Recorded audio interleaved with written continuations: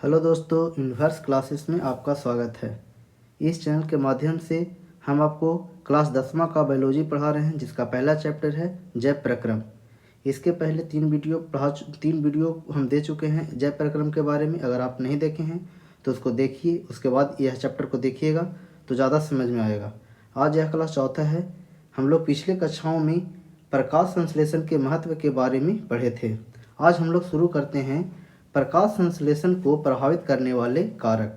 क्या पढ़ने वाले हैं? तो प्रकाश संश्लेषण को प्रभावित करने वाले कारक।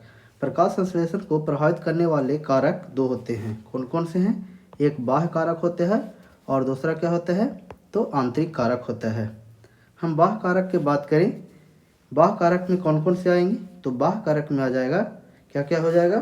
तो प्रकाश हो जाएगा। क्या हो जाएगा? तो प्रकाश हो जाएगा।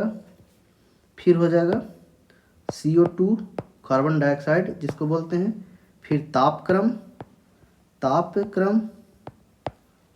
हो जाएगा। और क्या हो जाएगा?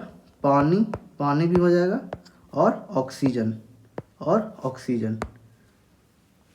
बात करते हैं आंतरिक कारक में। तो आंतरिक कारक में क्या क्या आते हैं? तो आंतरिक कारक में क्या क्या आ जाएंगे? तो आंतरिक कारक में आ जाएंगे, पहला हो जाएगा क्या? तो क्लोरोफिल।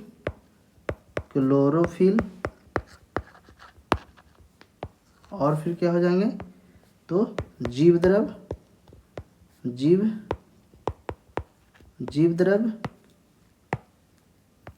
उसके बाद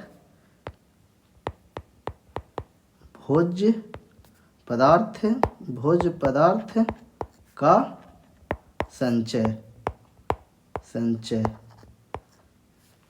तो प्रकाश संश्लेषण को प्रभावित करने वाले कारक कौन कौन से हैं? तो एक बाह्य कारक होते हैं जो बाहर से प्रभावित करते हैं, और एक आंतरिक कारक होते हैं जो पेड़ के अंदर जो होते हैं वह प्रभावित करते हैं। तो बाहर में कौन कौन हो जाएगा? तो प्रकाश हो गया, कार्बन डाइऑक्साइड हो गया, तापक्रम हो गया, पानी हो गया और ऑक्सीजन हो गया। हम बाह्य कारक के आंतरिक कारक की बात करें तो आंतरिक कारक में कौन कौन से आ जाएंगे? तो क्लोरोफिल हो जाएगा, जीव द्रव हो जाएगा और भोज्य पदार्थों का संचय। हम लोग एक एक करके सबके बारे में पढ़ेंगे, जैसे कि प्रकाश के बारे में पढ़ेंगे। तो चलिए शुरू करते हैं बाह्य कारक के बारे में। हम लोग क्या पढ़ रहे हैं? बाह्य कारक से शुरू करते हैं। बाह्य कारक में पहला क्या है? तो प्रकाश है। प्रकाश हमें कहाँ से मिलता है? तो प्रकाश सूर्य से प्राप्त होता है। किससे प्राप्त होता है? तो यह सूर्य से प्राप्त होता है। किससे प्राप्त होता है? तो सूर्य से प्राप्त होता है। और किस रूप में होता है? तो हम बताए थे नाम, अलग अलग नाम। क्या है? विकिरण ऊर्जा के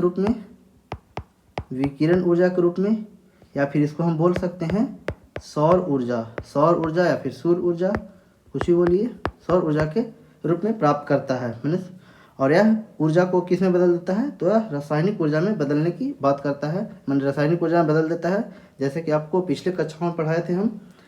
प्रकाश की अगर बात करें तो कारक में प्रकाश में लाल प्रकाश की बात करें, लाल प्रकाश और नीला प्रकाश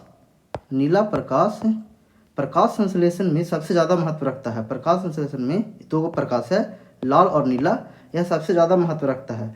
वहीं हम बात करें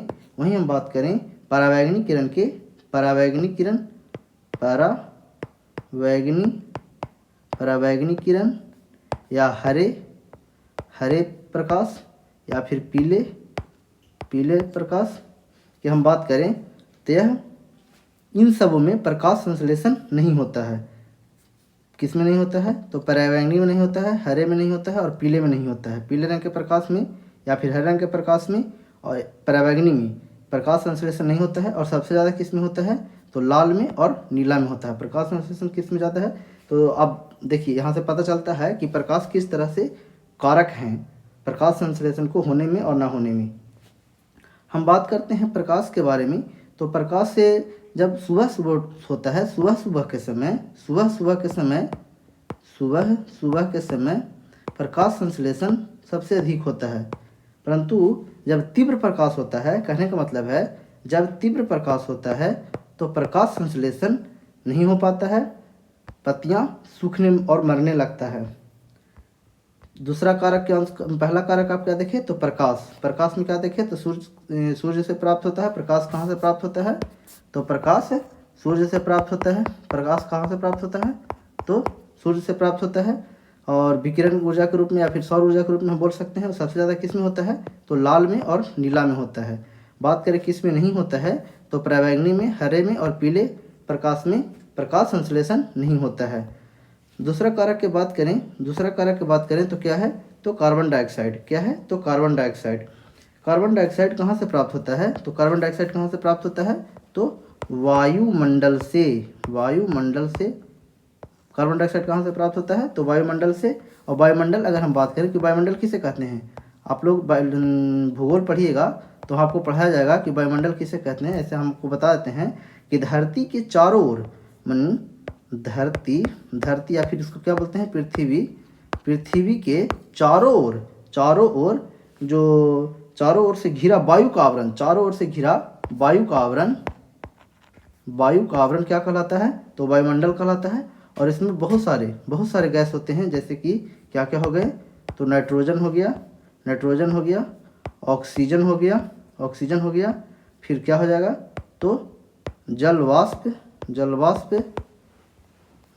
क्या हो जाएगा तो जल वाष्प हो जाएगा।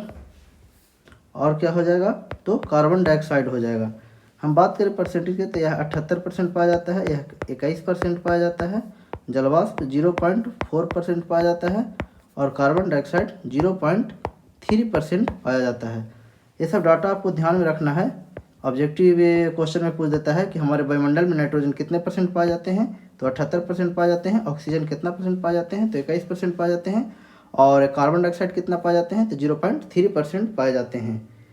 कहता है कि वायुमंडल में यदि कार्बन डाइऑक्साइड की मात्रा वायुमंडल कितना है तो 0.03%। लेकिन अगर हम कितना परसेंट है तो 0.03% है, 0.03% है। अगर हम 0.3% है, इसको सुधार लीजिए, कितना परसेंट है तो 0.3% है। अगर वायुमंडल में 0.3% से कार्बन डाइऑक्साइड की मात्रा अगर अधिक हो जाएगा माने बढ़ जाएगा तो क्या हो जाएगा तो प्रकाश संश्लेषण की प्रक्रिया धीमी हो जाएगी। क्या हो जाएगी तो प्रकाश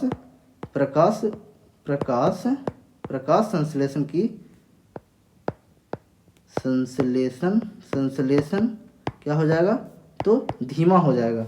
मैंने कहने का मतलब हुआ कि प्रकाश संश्लेषण धीरे धीरे होने लगेगा। तो यह प्रभावित कर रहा है, क्योंकि जितना होना चाहिए अगर उतना नहीं हो रहा है तो प्रभावित करने वाला कारक हो गया। प्रकाश संश्लेषण के प्रभावित कारक में हम लोग दो चीज़ देख लिए। पहला क्या था तो प्रकाश, दूसरा क्या था तो कार्बन डाइऑक्साइड। कार्बन डाइऑक्साइड कैसे प्रभावित करता है आप देख चुके हैं कि कार्बन डाइऑक्साइड की मात्रा बढ़ता है तो जिससे कि पत्तियां ज़्यादा सोख नहीं पाती है कार्बन डाइऑक्साइड को और यह कारक बन जाता है और प्रकाश संश्लेषण नहीं हो पाता है। बात करें तापक्रम के बारे में हम कैसे समझें कि तापक्रम कैसे प्रभावित करता है प्रकाश संश्लेषण को। तब तापक्रम तो पहले जानिए कि पृथ्वी पर अलग अलग तापक्रम होता है। पृथ्वी पर अलग अलग तापक्रम होता है। जैसे कि राजस्थान में ज़्यादा टेम्परेचर रहता है, शिमला में कम टेम्परेचर रहता है। आप बिहार में देखिएगा तो अलग रहेगा टेम्परेचर। बिहार में सबसे ज़्यादा कहाँ गर्मी पड़ता है तो बिहार में सबसे ज़्यादा कहाँ गर्मी पड़ता है तो गया जिला में पड़ता है। तो टेम्परेचर में हम बात करें तो टेम्परेचर कहने का मतलब है कि 10 डिग्री सेल्सियस से लेकर 30 डिग्री सेल्सियस तक प्रकाश संश्लेषण बहुत अच्छे से होता है। इसमें प्रकाश संश्लेषण बहुत अच्छे से होता है। लेकिन यदि यह टेम्परेचर 30 डिग्री से बढ़ जाता है तो प्रकाश संश्लेषण तीव्र हो जाता है। क्या हो जाता है तीव्र हो जाता है। परंतु यह प्रक्रिया ज़्यादा देर तक होती है।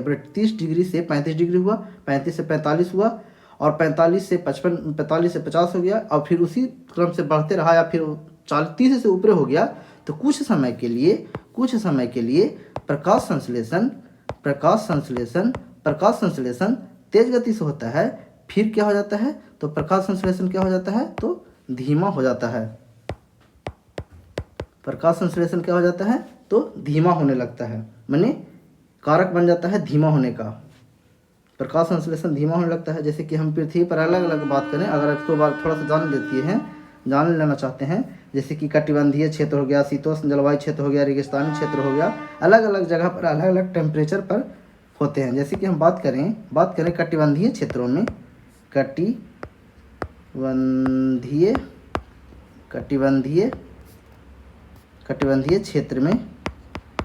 क्षेत्र में तो 5 डिग्री सेल्सियस पर होता है, 5 डिग्री सेल्सियस पर होता है। वहीं हम बात करें शीत जलवायु क्षेत्र में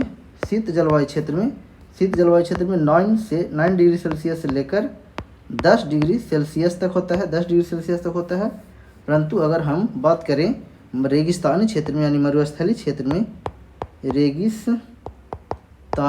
रेगिस्तान में हमको पढ़ा था, क्या पाया जाता है, तो नागफनी पाया जाता है। उसमें तना में प्रकाश संश्लेषण होता है और कितना डिग्री टेम्परेचर में होता है, तो यहाँ सबसे ज़्यादा टेम्परेचर 55 डिग्री सेल्सियस पर प्रकाश संश्लेषण की प्रक्रिया होता है। तो देखिए कि तापमान प्रकाश संश्लेषण पर कैसे कैसे प्रभाव डालता है। देख लिए आप कि 10 डिग्री से 30 डिग्री तक प्रकाश संश्लेषण सबसे अच्छे से होता है, मैंने सबसे अच्छा टेम्परेचर है प्रकाश संश्लेषण होने के लिए। लेकिन यदि 30 डिग्री टेम्परेचर से ऊपर होता है तो तीव्र से तो होता है, ध्यान रखिएगा, तीव्रता से तो होती है, लेकिन कुछ ही समय के लिए फिर वह कमना शुरू हो जाता है और घटते प्रकाश संश्लेषण की क्रिया रुक जाती है। हम लोग बात करते हैं जल के, तो जल किस तरह से कारक होता है प्रकाश संश्लेषण के लिए। तो यह प्रकाश संश्लेषण से, इसकी कमी से, अगर जल संश्लेषण की हम कमी से बात करें तो कमी से प्रकाश संश्लेषण पर बुरा प्रभाव पड़ता है। कमी से प्रकाश संश्लेषण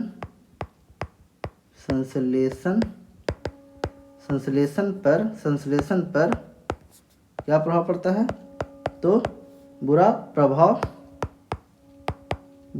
पड़ता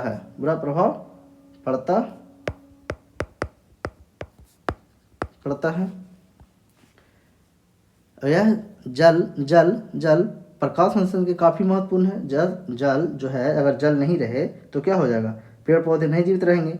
अगर जल नहीं रहेगा तो हम लोग भी जीवित नहीं रहेंगे, पेड़ पौधा भी जीवित नहीं रहेगा। तो पेड़ पौधे के लिए अत्यंत महत्वपूर्ण होता है, माने जल क्या होता है, तो अत्यंत महत्वपूर्ण है,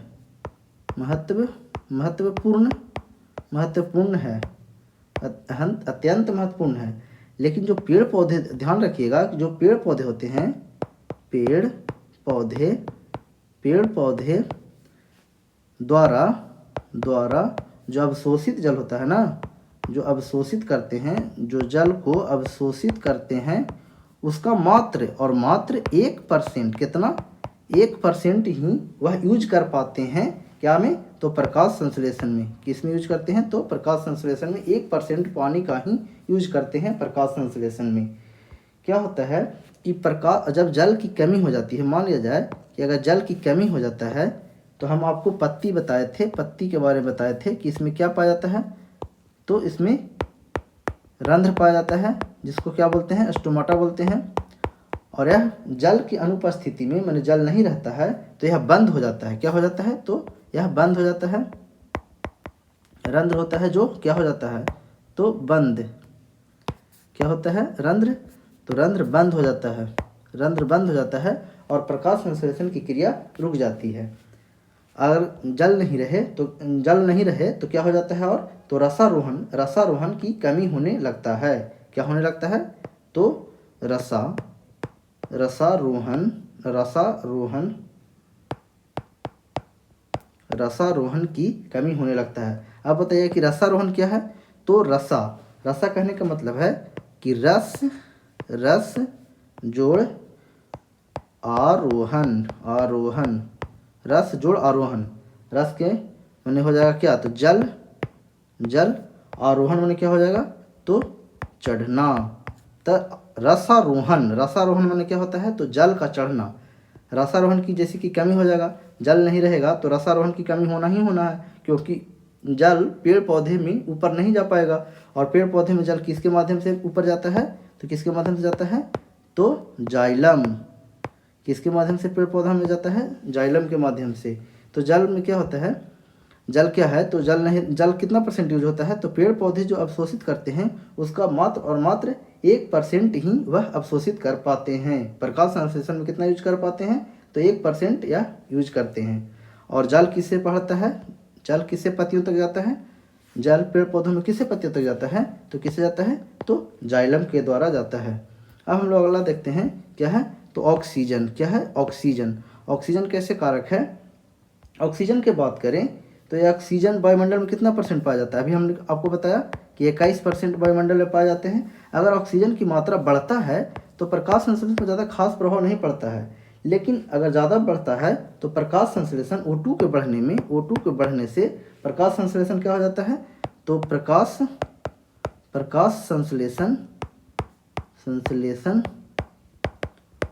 संश्लेषण धीमा होने लगता है। क्या हो जाता है, तो कम होने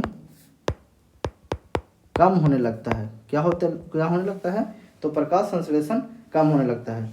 ऑक्सीजन बढ़ने से देख लीजिए कि ऑक्सीजन बढ़ने से प्रकाश संश्लेषण क्या होने लगता है, तो कम होने लगता है। हम लोग एक बार फिर से ऊपर से देखते हैं, तो बाह्य कारक में पहले देखते हैं कि प्रकाश संश्लेषण को प्रभावित करने वाले कारक कौन कौन से हैं, तो बाह्य कारक हैं और आंतरिक कारक हैं। बाह्य कारक में हम लोग 5 को पढ़ें। पहला क्या पढ़ें, प्रकाश संश्लेषण पढ़ें। बी में क्या पढ़ें, तो कार्बन डाइऑक्साइड। सी में प्रकाश तापक्रम पढ़ें। और डी में क्या पढ़ें, तो पानी। और ई में क्या पढ़ें, तो ऑक्सीजन। हम लोग बाह्य कारक के बारे में बात करें तो पहला क्या पढ़े, प्रकाश। प्रकाश क्या है, तो यह सूर्य से प्राप्त होता है। प्रकाश कहाँ से प्राप्त होता है, तो सूर्य से प्राप्त होता है, विकिरण ऊर्जा या फिर सूर्य ऊर्जा के रूप में। प्रकाश में जैसे कि हम बात करें तो लाल, आप याद किए होंगे, बै आ नी ह पी ना ला, बै आ नी ह पी ना ला, ये क्या हो जाएगा, बैगनी हो जाएगा। आ से क्या हो जाएगा, तो आसमानी हो जाएगा। नी से क्या होगा, नीला हो जाएगा। हा से क्या हो जाएगा, तो हरा हो जाएगा। पी से क्या हो जाएगा, तो पीला हो जाएगा। ना से क्या हो जाएगा, तो नारंगी हो जाएगा। ला से क्या हो जाएगा, तो लाल हो जाएगा। कहने का मतलब है कि लाल प्रकाश में प्रकाश संश्लेषण सबसे ज़्यादा होता है। उसके बाद किस में हो जाएगा, तो नारंगी में सबसे ज़्यादा होगा। उसके बाद किस में होगा, पीला में होगा। उसके बाद किस में होगा, तो हरा में तो प्रकाश संश्लेषण नहीं होता। हरा में क्या होता है, तो प्रकाश संश्लेषण नहीं होता है। उसके बाद क्या हो जाएगा, तो नीला में। हरा में प्रकाश संश्लेषण क्यों नहीं होता है कि हरा रंग, जैसे कि आप जानते होंगे कि जब हम किसी वस्तु को देखते हैं तो हमें जिस कलर का दिखता है वह पूरा का पूरा वह कलर को लौटा देता है। जैसे कि हम लाल फूल को देखते हैं तो वह लाल कलर को वह पूरा परिवर्तित कर देता है। जैसे कि हरा पेड़ पौधे क्या होते हैं, तो हरे दिखते हैं, तो हरे रंग को वह पूरा परिवर्तित कर देते हैं, अवशोषित नहीं करते हैं, जिसके कारण हमें पेड़ पौधे हरे दिखते हैं। और परिवर्तित कर देगा यानी जाहिर बात है कि वह प्रकाश को अवशोषित नहीं कर रहा है, तो प्रकाश संश्लेषण नहीं होगा। हम लोग दूसरा देखिए, कार्बन डाइऑक्साइड हमारे वायुमंडल में 3% पाए जाते हैं। वायुमंडल को मैंने कार्बन डाइऑक्साइड के बढ़ने से प्रकाश संश्लेषण क्या हो जाता है, तो कम हो जाता है, या फिर कमने से भी प्रकाश संश्लेषण कम हो जाता है। तापक्रम की बात करें तो यह पृथ्वी पर अलग अलग तापक्रम होता है। जैसे कि कटिबंधीय क्षेत्र में हो गया, शीतोष्ण क्षेत्र में हो गया, रेगिस्तानी क्षेत्र में हो गया। अलग अलग तरह के पौधे पाए जाते हैं। आप देखे होंगे कि ठंडा प्रदेश में पाए जाने वाले पौधे हमारे जगह अपने बिहार में, अगर हम बात करें गया जिला में बात करें, गया जिला तो थोड़ा सा गर्म है। यहाँ पर ही ठंडा प्रदेश में पाए जाने वाले पेड़ पौधे नहीं उगाए जा सकते हैं। तो अलग अलग टेम्परेचर में अलग अलग प्रकाश संश्लेषण की दर होता है। जैसे कि कटिबंधीय क्षेत्र में 5% हो गया, शीतोष्ण क्षेत्र में 9 से 10 हो गया, 9 से 10 डिग्री सेल्सियस हो गया, रेगिस्तानी क्षेत्र में 55 डिग्री सेल्सियस हो गया। और सबसे ज़्यादा अगर हम औसतन की बात करें तो औसतन 10 डिग्री से लेकर 30 डिग्री तक में प्रकाश संश्लेषण की प्रक्रिया होता है। रेयर केस में है रेगिस्तान में, इसको ध्यान में रखिएगा। और 30 डिग्री से बढ़ने पर प्रकाश संश्लेषण की प्रक्रिया कुछ समय के लिए तो तीव्र होती है, परंतु यह फिर कम होने लगता है। क्या होने लगता है, तो कम होने लगता है। जल की बात करें तो पेड़ पौधे में किससे ऊपर जाता है जल तो जाइलम के माध्यम से जाता है। हम पिछले कक्षा में आपको बढ़िया से पढ़ाए हैं जाइलम के बारे में, जाइलम और फ्लोएम के बारे में। क्योंकि जाइलम और फ्लोएम क्या है, तो यह संवहन उत्तक है। क्या है, जाइलम और फ्लोएम क्या है, तो यह संवहन उत्तक है। यह मैंने जल क्या है, तो अत्यंत महत्वपूर्ण कारक है। पेड़ पौधे द्वारा अवशोषित जल कितना % यूज करते हैं, तो 1%। पेड़ पौधे द्वारा जल कितना % यूज करते हैं, तो 1%। रसारोहण क्या हो जाता है, रसारोहण की भी प्रक्रिया कम हो जाता है। रसारोहण का मतलब होता है जल का चढ़ना। पेड़ पौधे में जल का ऊपर चढ़ना क्या कहलाता है, तो रसारोहण कहलाता है। ऑक्सीजन की बात करें तो ऑक्सीजन कितना % पाया जाता है वायुमंडल में, 21% पाया जाता है।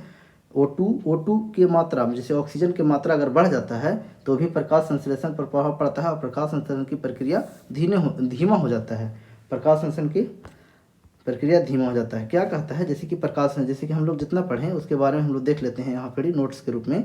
प्रकाश संश्लेषण को प्रभावित करने वाले कारक, प्रकाश संश्लेषण को प्रभावित करने वाले कारक।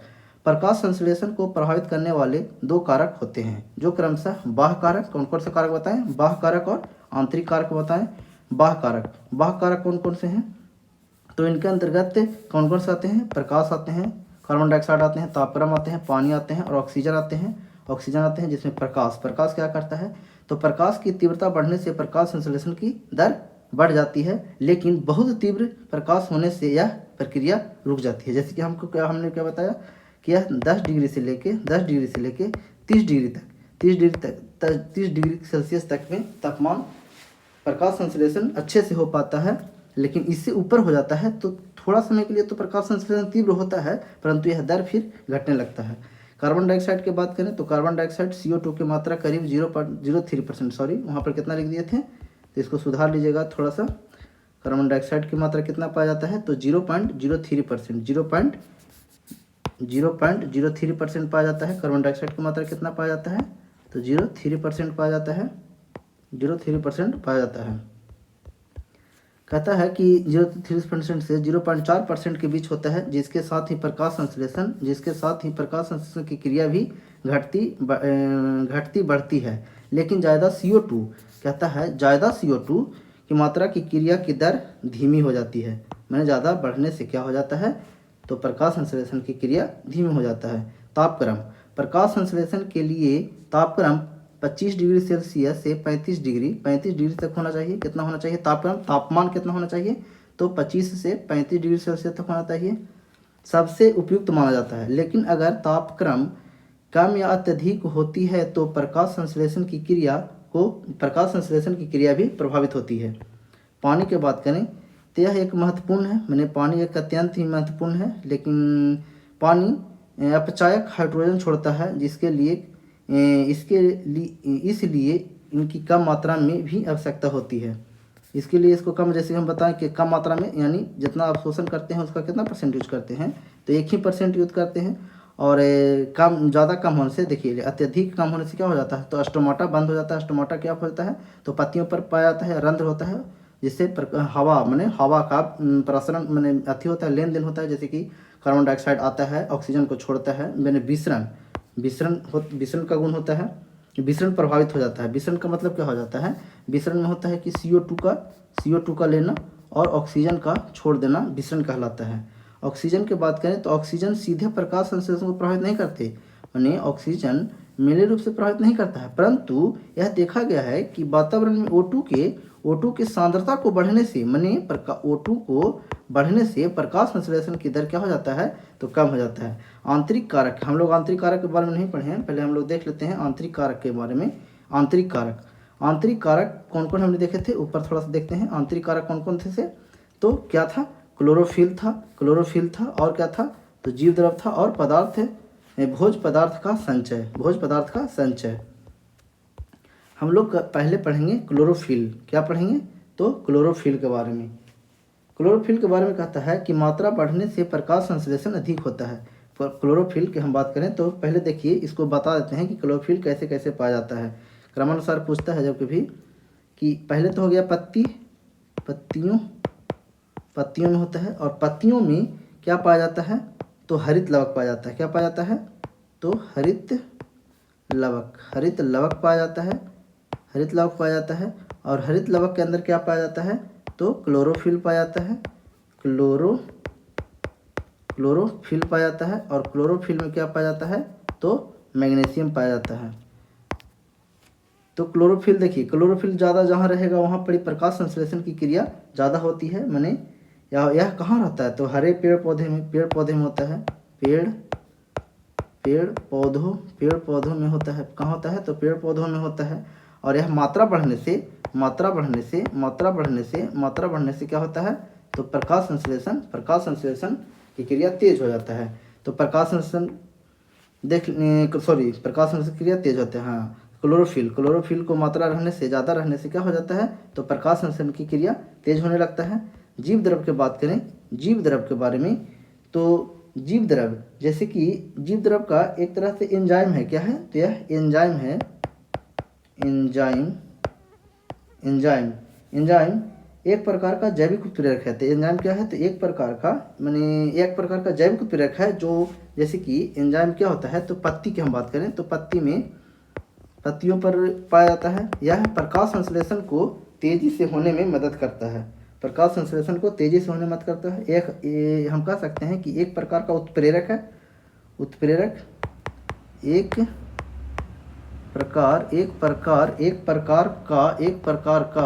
प्रकार का क्या है, तो जैव, इसको मिटा देते हैं, एक प्रकार का क्या है, तो जैव उत्प्रेरक है, जैव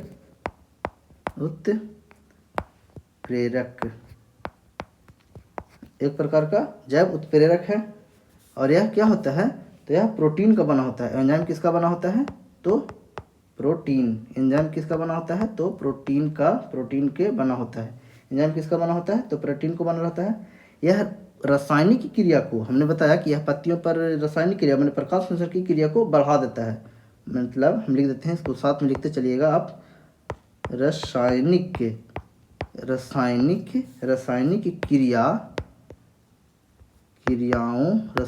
क्रियाओं की दर को क्या करता है, तो बढ़ा देता है। रासायनिक क्रिया के दर को क्या बढ़ाता है, तो बढ़ा देता है। जैसे कि आप पत्ती देखे होंगे, एक ठो सूखा पत्ती रहता है और एक ठो नवनिर्मित पत्ती रहता है, जो नया पत्ती रहता है। पेड़ पौधे में नीचे वाले जो पत्ती होते हैं, जो सूख जाते हैं, वह कम हरियर होते हैं, जिसमें प्रकाश संश्लेषण की क्रिया कम होती है, क्योंकि उसमें क्या होता है, तो क्लोरोफिल कम पाया जाता है। जहाँ ज़्यादा ग्रीन रहेगा वहीं पे क्लोरोफिल सबसे ज़्यादा होगा, और वहाँ पे प्रकाश संश्लेषण की क्रिया भी तेज होगी। तो कहता है कि जीव द्रव जहाँ पर एंजाइम पाए जाते हैं, एंजाइम एक प्रकार का जैविक उत्प्रेरक है, जो प्रकाश संश्लेषण की क्रिया को बढ़ाता है और रासायनिक क्रियाओं की दर को तेज करता है। जाहिर सी बात है कि रासायनिक क्रिया को तेजी से करेगा, यानी प्रकाश संश्लेषण भी तेजी से होगा। और प्रकाश संश्लेषण में जैसे कि ग्लूकोज का निर्माण, ऑक्सीजन का निर्माण होता रहता है। और कार्बन डाइऑक्साइड कौन चीज़ लेता है, तो कार्बन डाइऑक्साइड लेता है, जल लेता है, वायुमंडल से कार्बन डाइऑक्साइड लेता है। और जल कहाँ से प्राप्त करता है, तो जड़ से प्राप्त करता है। तो जीव द्रव हम बात करें तो नवनिर्मित पत्तियों में, तो नवनिर्मित पत्ती में ज़्यादा होता है। नवनिर्मित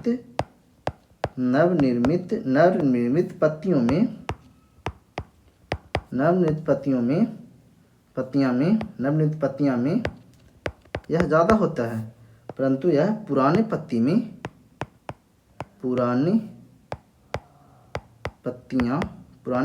में कम होता है। पुराने पत्तियां में क्या होता है, तो कम होता है। हम लोग 2 पढ़ लिए हैं। अब सी में क्या है, तो भोज पदार्थ का संचय। हम लोग क्या पढ़ रहे हैं, तो भोज पदार्थ का संचय। भोज पदार्थ कहता है कि जैसे कि भोज पदार्थ के संचय के मतलब, जैसे कि हम एक पत्ती बनाते हैं, इसको बढ़िया से बना लेते हैं, पत्ती बना लेते हैं। भोज पदार्थों का संचय की जैसे कि हम बात किए थे, कि पहले हमको ये बता दिए हैं आपको, अगर नहीं ध्यान में है तो आप फिर से देख लीजिए कि वायुमंडल से क्या प्राप्त करते हैं, तो CO2 प्राप्त करते हैं, फिर H2O प्राप्त करते हैं, और फिर क्या निर्माण करते हैं, तो ग्लूकोज का क्या निर्माण करते हैं, तो ग्लूकोज का निर्माण करते हैं,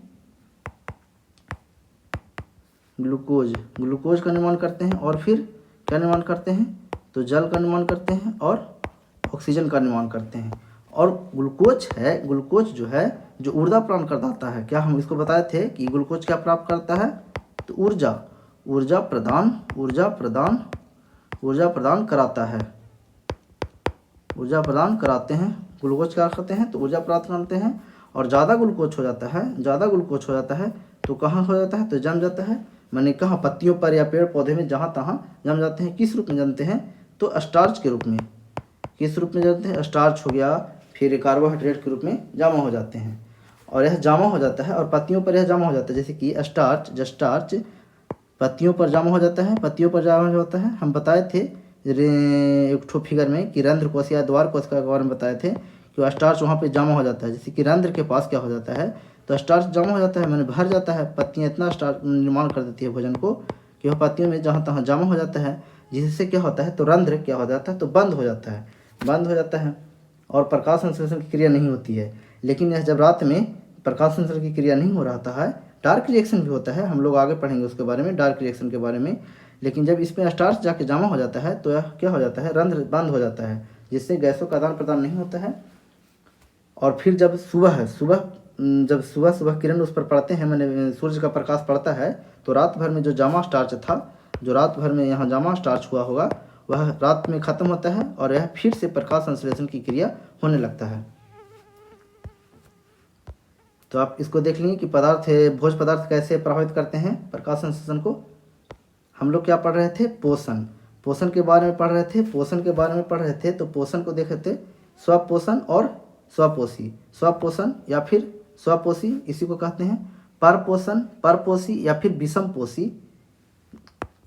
विषमपोषी। पोषण को कितने वर्गों में बांटा गया है, तो पोषण को 2 वर्गों में बांटा गया है। कौन कौन से वर्गों में बांटा गया है, तो स्वपोषण दोनों एक ही हैं, परपोषण या फिर परपोषी या फिर विषमपोषी, अलग अलग कैटेगरी में बांटा गया है। हम लोग स्वपोषण के बारे में पढ़ चुके हैं, जैसे कि पेड़ पौधे में होता है या खुद से भोजन बनाता है, इसको हम लोग अच्छे से पढ़ चुके हैं। अब हम लोग परपोषण या फिर परपोषी या विषम पोषण के बारे में पढ़ते हैं।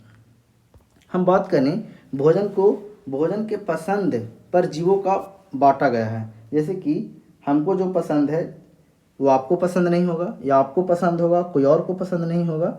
मैं अलग अलग तरह से पसंद के आधार पर भोजन को बांटा गया है। जैसे कि शाकाहारी हो गया, कोई लोग होते हैं जो सिर्फ शाकाहारी भोजन के रूप में लेते हैं, कोई हैं जो मांसाहारी और शाकाहारी दोनों लेते हैं, और जो कुछ ऐसे जंतु हैं जो सिर्फ मांसाहारी होते हैं। शाकाहारी का मतलब होता है, इसमें क्या करते हैं, तो शाक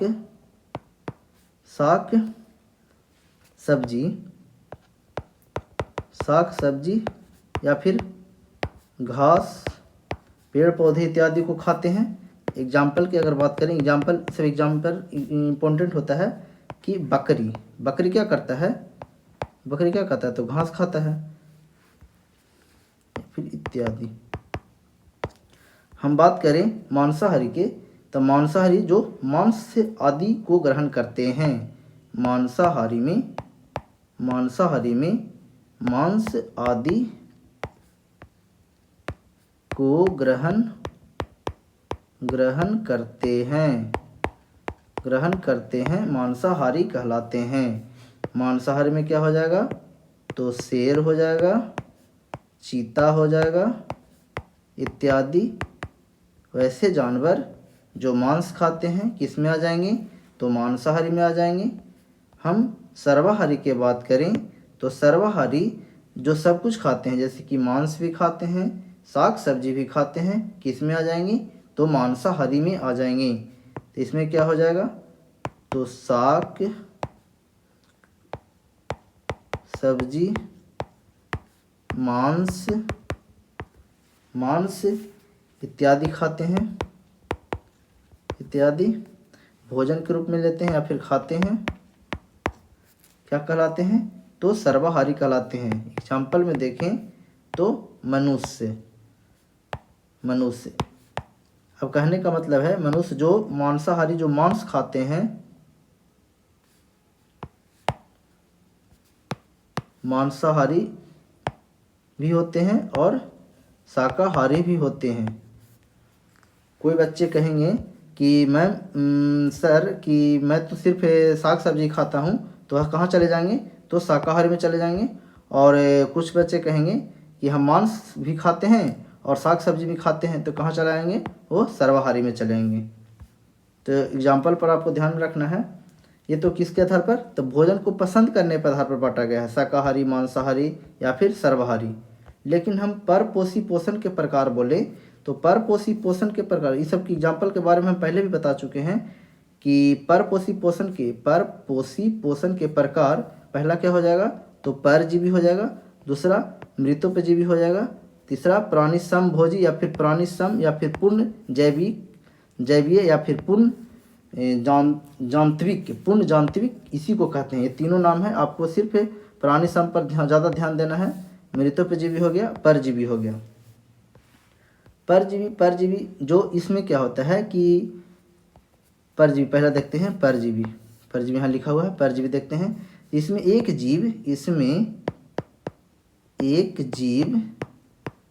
जीव दूसरे जीव पर निर्भर रहते हैं। क्या रहते हैं, तो दूसरे जीव पर निर्भर होते हैं, दूसरे जीव पर निर्भर रहते हैं। और यह मैंने जैसे कि परजीवी होता है वह मारता नहीं है, मैंने जिस पर वह जीवित रहता है उसको क्या करता है, तो मारता नहीं है। जैसे एग्जाम्पल के बात करें तो जोंक आदमी को जान से नहीं मारता है, बल्कि वह सिर्फ खून चूसता है और पेट भरता है तो छोड़ देता है। जोंक हो गया। अमरबेल क्या होता है, तो यह पेड़ पौधों पर पाया जाता है। यह पेड़ के शाखाओं से यह अपना भोजन प्राप्त करता है। जैसे कि जू भी हो गया क्या, तो हमारे माथा से क्या करते हैं, तो खून को चूसते हैं। मृतोपजीवी की बात करें तो मृतोपजीवी में जीव क्या करते हैं, तो जीव क्या करते हैं इसमें, तो मरे सड़े या गले जीवों पर निर्भर करते हैं, जीव पर निर्भर करते हैं, निर्भर रहते हैं या करते हैं, रहते हैं। जिसमें क्या हो जाएगा, एग्जाम्पल में क्या हो जाएगा, एग्जाम्पल में वेरी इंपॉर्टेंट है। एग्जाम्पल में आपको ध्यान रखना है, सारे एग्जाम्पल आपको ध्यान में रखना है। इसमें एग्जाम्पल क्या हो जाएगा, तो जीवाणु जिसको इंग्लिश में बैक्टीरिया कहते हैं, और क्या हो जाएंगे, तो कवक या फिर फंगी भी इसी में आ जाएगा।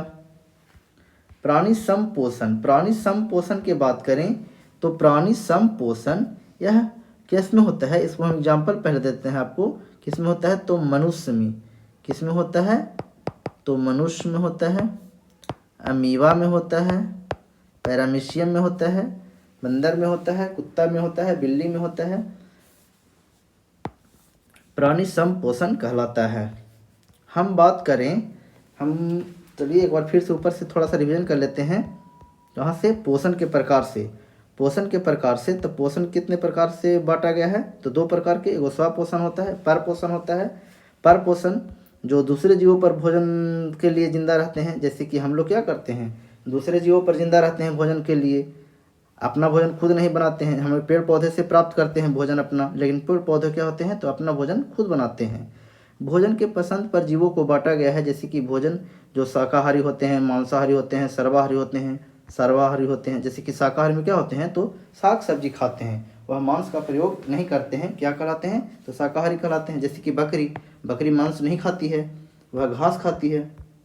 मांसाहारी की बात करें तो मांसाहारी में जो मांस खाते हैं, ओनली सिर्फ मांस, मैंने सिर्फ मांस ही खाते हैं। जैसे कि शेर हो गया, चीता हो गया। शेर को आप कभी घास खाते देखे हैं, चीता को कभी घास खाते देखे हैं, तो नहीं। तो सब किस में आ जाएंगे, तो मांसाहारी में आ जाएंगे।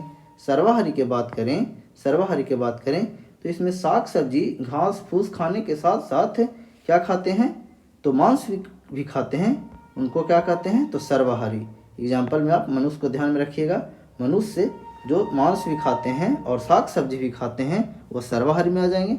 और जो सिर्फ क्या खाते हैं, मांस, तो आप कोई भी मनुष्य अपने पूरा ज़िंदगी मांस तो खा नहीं सकता है।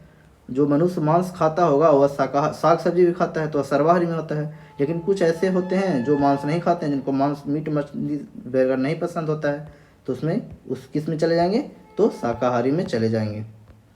हम परपोषी पोषण के प्रकार की अगर हम बात करें, यह तो किस में, भोजन को पसंद के आधार पर बांटा गया है। और इसमें परपोषी पोषण के प्रकार की अगर हम बात करें तो परजीवी हो गया, मृत उपजीवी हो गया, प्राणी सम हो गया, या फिर पूर्ण जैवीय या फिर पूर्ण यांत्रिक हो गया।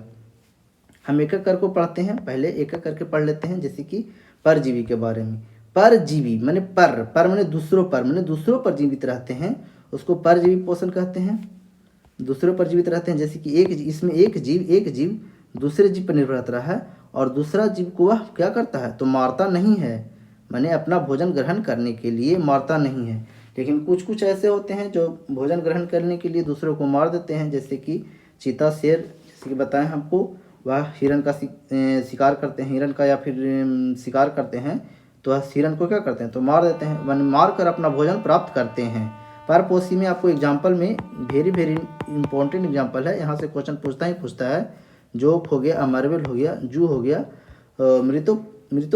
मृतपोषी पोषण। इसमें जीव क्या करते हैं, तो मरे सड़े गले पर निर्भर करते हैं, माने मर जाता है, सड़ जाता है। जैसे खेत खलिहान में आप पुआल को सड़ते हुए देखे होंगे और उसके अंदर से छाते नुमा संरचना निकलता है, उसको मशरूम कहते हैं। कवक हो गया, जीवाणु हो गया, ये सब किस में आएंगे, तो मृतपोषी पोषण में आएंगे। प्राणी संपोषण की हम बात करें तो मनुष्य हो गया, अमीबा हो गया। अब हम लोग मनुष्य के बारे में और अमीबा के बारे में विशेष रूप से पढ़ लेंगे। तो आज हम लोग अमीबा के बारे में पढ़ने वाले हैं। किसके बारे में पढ़ने वाले हैं, तो अमीबा में पोषण पढ़ने वाले हैं। हम अमीबा में पोषण पढ़ने से पहले हम लोग जानते हैं कि जंतुओं में पोषण का क्रम क्या है। सबसे पहले क्या होता है, जंतुओं में पहले होता है अंतःग्रहण। क्या होता है, तो अंतःग्रहण कहने का मतलब है कि भोजन को अंदर लेना, माने भोजन को अंदर लेना, और फिर हम लोग अंदर ले जाते हैं तो उसको क्या करते हैं, तो पाचन करते हैं। पाचन के बाद क्या करते हैं, तो पच जाने के बाद उसमें से जैसे कि विटामिन मिनरल क्या कर लेते हैं, तो अवशोषित कर लेते हैं, माने अवशोषण हो जाएगा, अवशोषण। फिर क्या हो जाएगा, तो स्वांगीकरण हो जाएगा, और उसको बाद क्या हो जाएगा, तो वही शोषण माने बाहर निकाल देना, वही शोषण। आपको इसी क्रम में याद रखना है, आपको हमेशा इसी क्रम में याद रखना है। अगर आप अंतःग्रहण को पहले लिख देते हैं और पाचन को बाद में लिखते हैं, या फिर अवशोषण को पहले लिख देते हैं और पाचन को बाद में लिखते हैं, तो आपको नंबर नहीं दिया जाएगा, काट लिया जाएगा। आपको इसी क्रम में रखना है, पहला, दूसरा, तीसरा, चौथा और पाँचवा। आपको पहला, दूसरा, तीसरा, चौथा और पाँचवा इसी क्रम में याद करना है। पहला क्या हो जाएगा, तो अंतःग्रहण, फिर क्या हो जाएगा, तो पाचन, फिर हो जाएगा अवशोषण, फिर स्वांगीकरण, फिर क्या हो जाएगा, तो वही शोषण।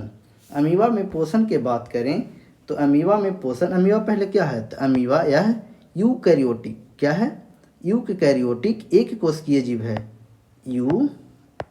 आप 9th क्लास में पढ़े होंगे यूकैरियोटिक और प्रोकैरियोटिक के बारे में। यूकैरियोटिक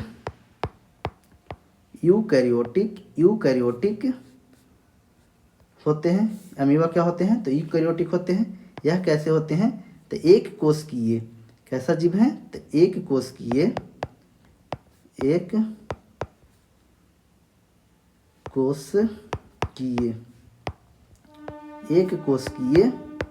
जीव हैं, एक कोशिकीय जीव हैं। यह यूकैरियोटिक जीव है या यूकैरियोटिक एक कोशिकीय जीव होते हैं। हम बताएं कि जंतु की अगर हम बात करें, जैसे कि प्राणी संपोषण की बात करें, तो प्राणी संपोषण में पाचन का क्रम इस तरह से होता है, भोजन का पाचन क्रम, जैसे कि पहले हम भोजन को अंदर लेते हैं, उसके बाद पाचन करते हैं, उसके बाद अवशोषण कर लेते हैं, उसके बाद स्वांगीकरण होता है, उसके बाद वही शोषण होता है। आपको सारे चीज़ को इसी क्रम में याद करना है। अगर इसको अगर यहाँ लिख देते हैं और इसको अगर यहाँ लिख देते हैं, जो कि गलती हो जाएगा, ऐसे आपको ये नहीं करना है, न तो नंबर आपको कट जाएगा, नंबर नहीं मिलेगा। यह याद होने के बाद भी गलती होने की संभावना ज़्यादा रहता है, तो इसको बढ़िया से याद करिएगा। अमीबा में हम लोग पोषण पढ़ रहे हैं। तो अमीबा का आकार क्या होता है, अमीबा का आकार क्या होता है, तो अनिश्चित होता है। अमीबा का आकार क्या होता है, निश्चित नहीं रहता है। पहले हम लोग एक ठो अमीबा का फिगर ड्रॉ कर लेते हैं, कुछ भी, जैसे कि अमीबा बन गया। इसमें क्या हो जाएगा, तो जीव द्रव हो जाएंगे। इसमें क्या हो जाएंगे, तो जीव द्रव हो जाएंगे। इसको क्या बोलते हैं, कोशिका द्रव,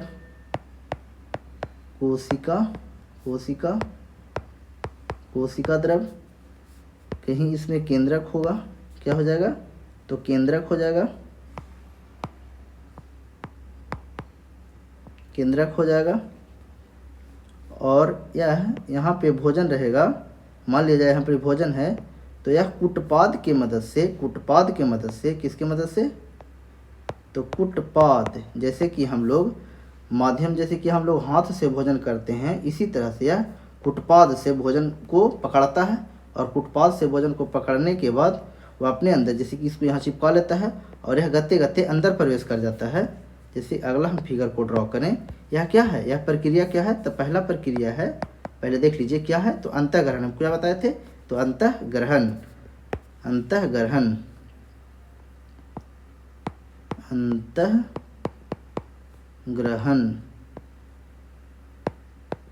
अंतःग्रहण। पहला यह अंतःग्रहण हो रहा है, मैंने अंदर भोजन को अंदर ले रहा है। और भोजन को जब अंदर ले लेगा, जैसे कि हम ये बना दिए, इसमें क्या हो जाएगा, तो कोशिका द्रव हो गया। और यहाँ हम बना देते हैं केंद्रक, यह क्या हो गया, तो केंद्रक हो गया। और जब भोज पदार्थ को अंदर ले लेता है, भोज पदार्थ जैसे कि यहाँ पे आया, तो उसके चारों ओर, उसके चारों ओर एक खाद्य रिक्तियाँ, खाद्य रिक्तियाँ का निर्माण हो जाता है। क्या हो जाता है, तो खाद्य रिक्ति, खाद्य खाद्य रिक्तियाँ, खाद्य रिक्तियाँ का निर्माण हो जाता है, खाद्य रिक्तियाँ का निर्माण हो जाता है।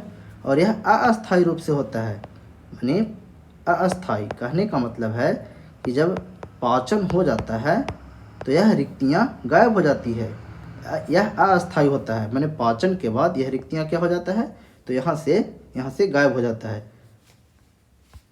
उसके बाद आगे बढ़ते हैं, भोजन के पाचन के बाद हम लोग देखेंगे गायब हो गया। अभी तो पाचन जैसे कि अंदर चला गया, यह अंदर चला गया। जब भोजन कहाँ चला गया है, भोजन अंदर चला गया है, भोजन अंदर चला गया है, पाचन शुरू हो जाएगा। तो बी में पहला क्या पढ़ें, तो अंतःग्रहण। अब हम लोग बी में इसी क्रम में हम लोग पढ़ेंगे, बी में इसी क्रम में, जैसे कि पहला अंतःग्रहण, पाचन, अवशोषण, स्वांगीकरण और वही शोषण। तो पहला अंतःग्रहण पढ़ लिए, भोजन को अंदर ले लिया। अब पाचन की प्रक्रिया शुरू होगा, पाचन की प्रक्रिया क्या हो जाएगा, तो शुरू हो जाएगा। इसमें क्या हो जाएंगे, तो कोशिका द्रव हो जाएगा। और यहाँ क्या हो जाएगा, मान लीजिए केंद्रक हो जाएगा, केंद्रक हो जाएगा। और इसमें क्या हो जाएगा, जैसे कि भोजन था, यहाँ क्या था, तो भोजन था। हम लोग देखिए इसको थोड़ा सा ग्रीन से बना लेते हैं भोजन को, जैसे कि भोजन था यहाँ। और यहाँ पाचन में हम बताए थे कि पाचन में रस, खाद्य रिक्तियाँ, जो खाद्य रिक्तियाँ यहाँ पे था, खाद्य रिक्तियाँ, यह अब तो गायब हो जाएगा, काहे कि पाचन हो गया है, तो यह खाद्य रिक्तियाँ गायब हो जाएगा। और यहाँ पे कौन से क्या आ जाएंगे, तो एंजाइम, यहाँ पर क्या आ जाएंगे, तो एंजाइम आ जाएंगे, एंजाइम आ जाएंगे। और भोजन, एंजाइम क्या करता है, तो उत्प्रेरक का काम करता है, जैसे कि भोजन को पचाने उचाने में काम करता है। तो एंजाइम आ जाते हैं, क्या आ जाते हैं, तो एंजाइम लिखिए, एंजाइम क्या आ जाते हैं, तो एंजाइम आ जाते हैं, एंजाइम आते हैं और भोजन को पचाते हैं। भोजन को क्या करते हैं, तो भोजन को पचाते हैं, भोजन को पचाते हैं, खाद्य रिक्तियाँ, और फिर गायब हो जाता है। हम लोग पढ़ेंगे बी में पढ़ें पाचन, सी में क्या पढ़ेंगे, तो सी में क्या था, तो अवशोषण, क्या था, तो अवशोषण। फिर से फिगर को ड्रा कर लेते हैं, इसमें बना देते हैं कोशिका द्रव बना देते हैं, और कहीं एक केंद्रक बना देते हैं। अब जो भोजन था, यहाँ पर भोजन था, यह पच चुका है, भोजन क्या हो गया है, पच चुका है। और भोजन सारे जीव द्रव में, सारे जीव द्रव में फैल जाएंगे। क्या हो जाएंगे, मैंने अवशोषण हो गया। क्या हो जाएगा, तो पचने के बाद फात कोशिका, पचने के बाद क्या हो जाएगा, तो अवशोषण। पाचन, पाचन होने के बाद, पाचन होने के बाद खाद्य, खाद्य पदार्थ,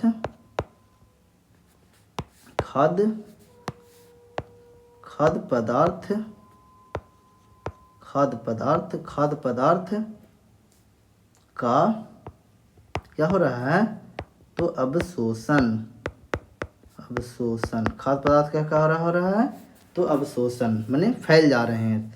चारों तरफ क्या हो जा रहे हैं, तो फैल जा रहे हैं। चारों तरफ क्या हो जा रहे हैं, तो चारों ओर क्या हो जा रहे हैं, तो फैल जा रहे हैं। उसके बाद हो जाएगा स्वांगीकरण, स्वांगीकरण। डी में क्या आ जाएगा, तो स्वांगीकरण, स्वांगीकरण। स्वांगीकरण में होता है कि अमीबा, अमीबा वृद्धि करता है। क्या होता है, तो अमीबा, स्वांगीकरण में क्या होता है, तो अमीबा वृद्धि करता है। अमीबा वृद्धि करता है। अमीबा क्या करता है, तो अमीबा वृद्धि करता है। जनन की क्रिया, जनन की क्रिया इसी समय होता है अमीबा में। जनन, जनन, जनन, जनन की क्रिया, जनन की क्रिया, जनन की क्रिया इसी में करता है, करता है। जनन की क्रिया इसी में करता है। अब हम लोग ई में देखेंगे। ई में क्या देखे थे, तो वही, वही क्षेपण, क्षेपण, बहिर्क्षेपण। बहिर्क्षेपण माने जैसे कि हम लोग अमीबा का अगर चित्र बनाते हैं, अंदर क्या हो जाएगा, तो कोशिका द्रव हो जाएगा। कहीं क्या हो जाएगा, तो केंद्रक हो जाएगा। क्या हो जाएगा, तो केंद्रक हो गया। और कहीं कहीं से, कहीं कहीं से क्या होते हैं, फटने लगता है। कहीं कहीं से यह फट जाता है और बेकार है। जैसे कि अंदर जो पचने के बाद जो अवशेष बच जाते हैं, जो भोजन में अंदर अवशेष बच जाते हैं, उसको क्या करते हैं, शरीर से बाहर निकाल देते हैं। कहने का मतलब है कि बेकार, बेकार पदार्थ को, बेकार पदार्थ को बाहर, बाहर निकाल देते हैं, निकाल देते हैं। तो हम लोग अमीबा में पोषण पढ़ लिए हैं, तो फिर से एक बार देख लेते हैं अमीबा के पोषण। अमीबा में पोषण, अमीबा क्या है, तो एक यूकैरियोटिक, यूकैरियोटिक जीव है। क्यों यूकैरियोटिक है, एक कोशिकीय होते हुए भी यह क्या है, तो यूकैरियोटिक है। हम लोग जंतुओं में या फिर अमीबा जैसे जंतुओं में पोषण कैसे होता है, तो सबसे पहले अंतःग्रहण होता है। ये बात आपको ध्यान में रखना है, हम बार बार इसलिए बोल रहे हैं कि आपको याद हो जाए। तो सबसे पहले क्या होता है, अंतःग्रहण होता है, उसके बाद पाचन होता है, फिर अवशोषण होता है, स्वांगीकरण होता है, फिर वही शोषण होता है। अमीबा, अमीबा, अमीबा में पोषण, अमीबा में पोषण सबसे पहले क्या होता है, अंतःग्रहण। जैसे कि भोजन को पहले अंदर लेता है, जैसे कि यहाँ भोजन था तो भोजन को अंदर ले गया, और किसके सहायता से ले गया, तो कुटपाद से।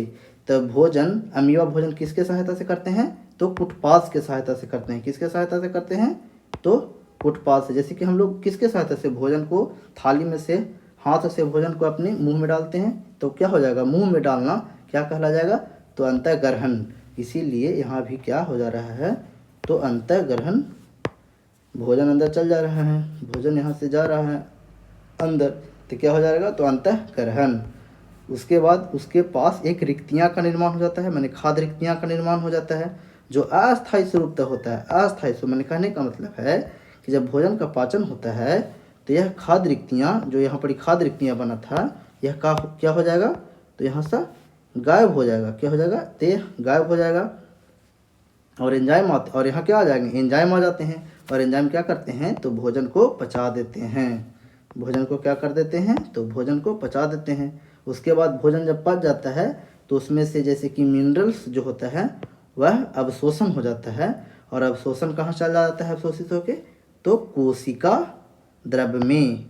किस में चला जाता है, तो कोशिका द्रव्य, कोशिका द्रव्य में चला जाता है। और एक क्या हो जाएगा, एक को लिख देते हैं केंद्रक। ये क्या है, तो केंद्रक है। अवशोषण होने के बाद कोशिका द्रव्य में चला जाता है, मैंने फैल जाता है। उसके बाद स्वांगीकरण की हम बात करें तो अमीबा स्वांगीकरण में भी वृद्धि करते हैं। जनन की क्रिया इसी में होता है। वही छेपन की हम बात करें तो इसमें जैसे कि अमीबा जहाँ तहाँ से क्या होता है तो फट जाता है और बेकार माने अपशिष्ट पदार्थ होते हैं वह शरीर से बाहर निकाल देते हैं। जैसे कि हम लोग भी अपशिष्ट पदार्थों को अपने शरीर से बाहर निकाल देते हैं, उसको भी क्या कहेंगे, तो बहिर्क्षेपण कहेंगे। तो आपको इस बात को ध्यान में रखना है, बहुत वेरी इंपॉर्टेंट लाइन है ये। और ये गड़बड़ाना नहीं चाहिए, जैसे कि एक में है तो एक में, दो में, एक में, दो में, तीन में, चार में, पाँच में, इसी क्रम में होना चाहिए, माने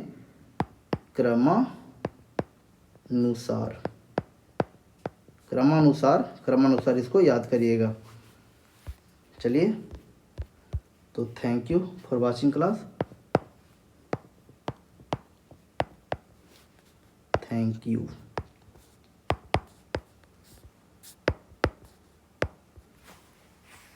जय हिंद, जय भारत।